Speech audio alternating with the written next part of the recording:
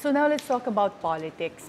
Back in 2022, former Mayor Isko Moreno endorsed you to be the mayor of Manila, and he was Yes. going to run for president at that time. What were the terms of your agreement back then? Actually, there were no terms, but it was very clear to us that he will not be coming back to the city of Manila.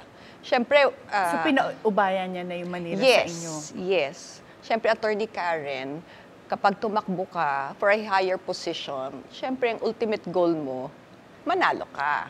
So, wala naman po sa kanyang pag-iisip noon na matatalo siya. Hindi niya naisip Hindi na, naman ho niya pagka hindi naisip. ako nanalo, ganito Hindi yung po. gawin natin. Hindi Walang- po. Wala pong ganon. So, pinaubayan na po niya sa akin, since ako po yung vice mayor, na ako na po ang in-endorse niya as the next mayor.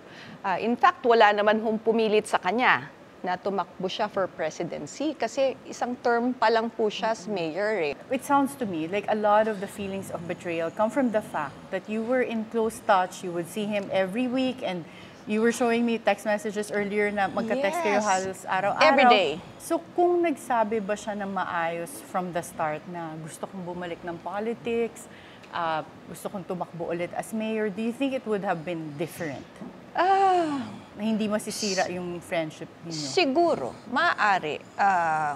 Kung naging truthful po siguro siya na, ate, pag hindi ako sinuwerte, baka naman pwede akong bumalik. Siguro naman po, di ba? Magkakapatid po kami. Pero again, it was very, very clear to us from the start na hindi na po siya babalik eh. So, hindi naman po kami ibang tao. We are not what you call yung mga politiko na we consider ourselves family.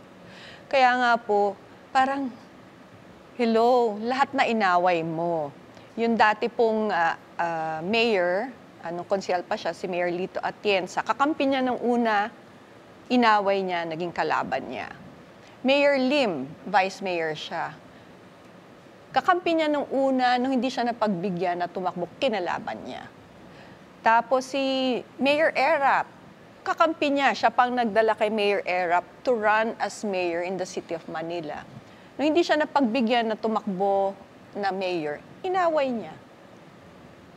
So, it has been a cycle, a very toxic cycle for him. Pati ba naman kami, nakakampi mo, kapamilya mo, we consider ourselves way beyond politics ang relationship namin. Pati kami, anong ginawa namin sa iyo?